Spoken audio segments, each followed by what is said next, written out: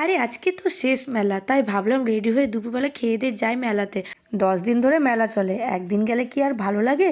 তার জন্য চললাম মেলাতে। আর আজকে যাচ্ছি আমি, সুমি আর আমার বোন, সাথে তো আমার পুকু থাকবেই। আর অনেক বছর পরই হেঁটে হেঁটে যাচ্ছি মেলাতে। আর যে রাস্তা দিয়ে যাচ্ছি সেই রাস্তা দিয়ে আমরা আগে স্কুল যেতাম, যেতে যেতে আমার স্কুলের কথাগুলো মনে পড়লো।